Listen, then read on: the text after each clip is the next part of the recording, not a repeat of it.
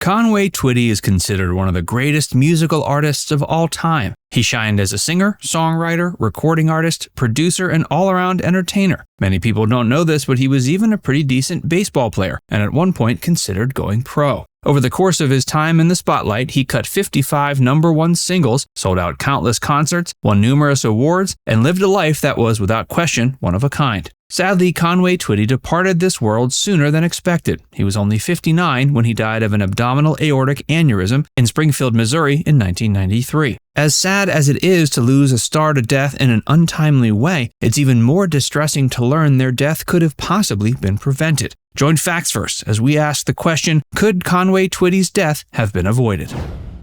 Destined for Greatness. Conway was born September 1st, 1933, and named Harold Lloyd Jenkins. His great-uncle gave him the name Harold Lloyd after one of his favorite film stars. Throughout his childhood, Twitty was known for having a passion for helping others. He seemed to shine when he could be service to others. At the age of 4, he was given his first guitar and began learning how to play. After he and his family relocated to Helena, Arkansas when he was 10, he formed his first band, the Phillips Country Ramblers. His mother was the primary breadwinner of the family, but his father was still a hard worker and held a job as a riverboat pilot in Mississippi. At a young age, Twitty got a job as a car hop to support his siblings. Soon enough, he landed a gig working at a local radio station on Saturday mornings. Around this time, he was also quite passionate about baseball, and he was once even offered the opportunity to play with the Phillies shortly after high school. After being drafted into the U.S. Army, Conway was stationed in Japan. But he wasn't ready to give up on his sports dreams, so he decided to join the local Army baseball team. While still in the Army, Twitty formed yet another band called the Cimarrons, who played at various local clubs.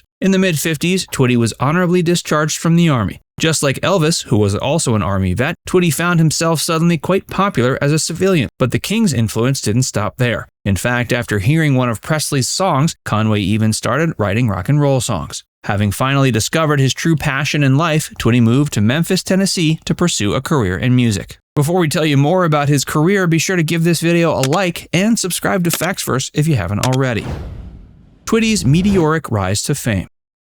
While he was recording at Sun Studios, Twitty penned a song that ultimately landed him a recording contract with MGM. At the time, he was working with artists like Elvis, Carl Perkins, Jerry Lee Lewis, and Johnny Cash. This was also when he chose his stage name, a combination of two city names, Conway, Arkansas, and Twitty, Texas. As the story goes, he chose the name by pointing at two random spots on the map and just rolling with it. In 1958, Twitty recorded his first U.S. #1 single, It's Only Make Believe. It additionally topped the charts in 22 other countries, selling an estimated 8 million records. Twitty went on to enjoy rock and roll success with songs like Danny Boy and Lonely Blue Boy. Having always wanted to cut a country album, Twitty did just that in 1965. At first, some country music station DJs refused to play the album because he was then only known as a rock and roller. Regardless, his first country hit, The Image of Me, blew up the charts in July of 1968. After charting several more country singles, he recorded his biggest country hit of his career, Hello Darlin', in 1970. The following year, he released the first of many duets with Loretta Lynn. That first track, After the Fire Is Gone, was so successful the two immediately got to work producing more together. Over the next couple of years, Conway and Lynn penned songs such as Louisiana Women, Mississippi Man, Lead Me On, Feelings, and I Can't Love You Enough, among others. Today, their collaboration is considered to be one of the greatest in the history of country music. In 1973, Twitty released the song You've Never Been This Far Before, which stayed at #1 on the country charts for 3 weeks. In 1978, he put out the song The Grandest Lady of Them All, a track that paid homage to the Grand Ole Opry. While the track peaked at number 16, it fell well below expectations. This marked the first time since '67 that one of his songs failed to reach the top 10. The reason for this was pretty cut and dry, though. Some stations simply didn't want to play a song that was promoting a property owned by a competitor. During the late 70s, Twitty reinvented his image, swapping his pompadour out for the curlier hairstyle he would rock for the remainder of his life. He also transitioned to a more pop country song around this time as well. The next 23 singles he put out all broke the top 10, with 13 of those peaking at #1. By 1990, Twitty had a total of 55 #1 hits. The Accident, Declining Health, and Death.